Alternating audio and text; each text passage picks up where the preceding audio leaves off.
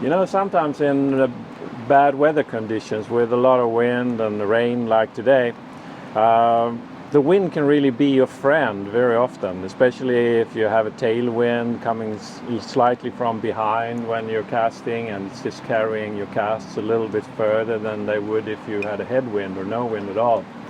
But when conditions are with a downstream wind, it can really be tough to master your casting and get your fly out to fish very well through the swing. And there are some things that you can do to at least ease your way of casting a little bit.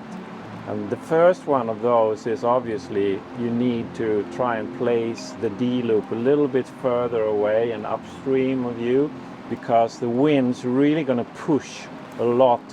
of the line onto you in that D-loop placement, and the risk is it's going to hit you, or you're going to feel a little bit disturbed, and your casting stroke will be a little bit forced and not quite as smooth as normal. But you can also play a little bit with what kind of head that you're using. If you, for instance, are using a rig that normally works very well on your rod, but it's maybe not a super heavy rig, you can try to add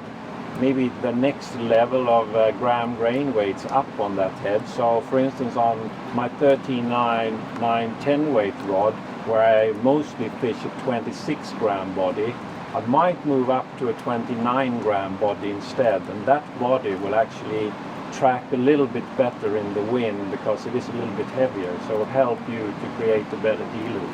The other thing you also can look at is, instead of using maybe a normal 4D body, which is like 6.5 meters long,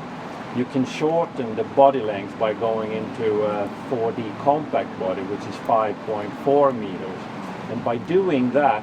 you actually shorten the length of line in the air that the wind will push and actually influence through your D-loop stroke. And it's amazing how that 1 meter shorter body length actually helps you to feel more secure when you're placing that loop and casting it. Now, if the wind still is too strong and you feel that anything you're doing, the D-loop and the lines is coming onto you from upstream, well, there is another option, and it might be for some of you a little bit difficult, but definitely worth a try. And that is that you're actually shifting hands like you would do if you're fishing a single spay off the left river bank, where you have your left hand up the river. So basically what I do then is that I just shift hands. Instead of placing the loop on the upstream side of me, I will place a downstream loop. That way I have help from the wind pushing the loop away from me, and I basically create my cast on the downstream side instead. If it's not too tight behind you, that is definitely the best solution, and very often that creates needle sharp loops that actually track through the wind very, very well. So anytime you're out on the water, and even when it's not windy, just give that a shot and try out and practice it every now and then, because it really does come in handy when you are in a situation that you have a very, very strong wind coming down the river on you.